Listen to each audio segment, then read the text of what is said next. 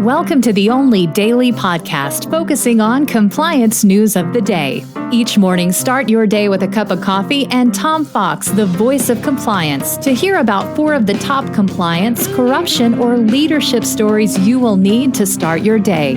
The Daily Compliance News is a production of the Compliance Podcast Network. First, a word from our sponsor.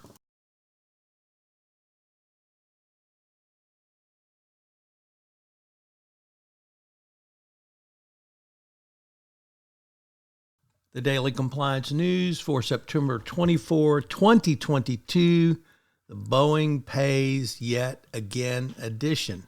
And we begin with that story from the New York Times as Boeing pays yet another fine, or settlement rather, of $200 million with regulators over its still ongoing 737 MAX scandal. This was to resolve investigative claims that Boeing and the former chief executive had deceived investors about problems with the 737 MAX.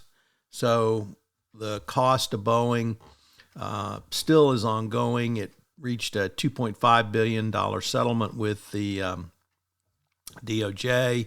It agreed to pay $237 million with shareholders, and it had a huge settlement with victims. So what's the cost of fraud and corruption? It continues to rise for Boeing. Next up from the BBC, the former justice minister in China who spearheaded several corruption-fighting campaigns has been jailed for bribery. He's pled guilty in July to accepting approximately 14.7 million gifts and 16.5 in money for personal gain.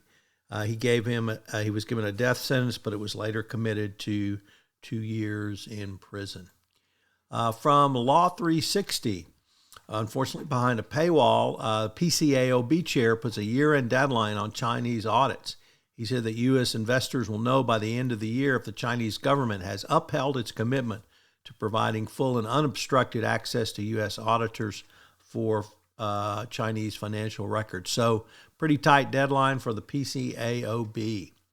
And our final story comes to us from the Wall Street Journal, although it's reported across several other outlets such as ESPN and The Athletic, is that Boston Celtics head coach Ime Udoka has been suspended for the 2022-2023 season for what the team called violation of team policies.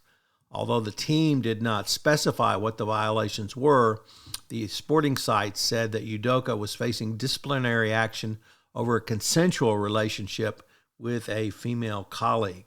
So once again, the rules around having relationships in the workplace have significantly changed. And for the Celtics to take this step of suspending the coach who took them to the NBA Finals for the entire season really speaks to the serious nature of this and what they would see as potentially a deteriorating leadership situation by Udoka if this relationship continued in violation of company policies. So you've been warned. The Daily Compliance News is a production of the Compliance Podcast Network and a proud member of C-Suite Radio. Thanks so much for listening. I hope you'll join me again tomorrow.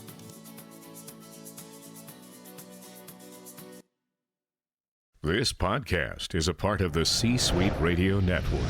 For more top business podcasts, visit c-suiteradio.com.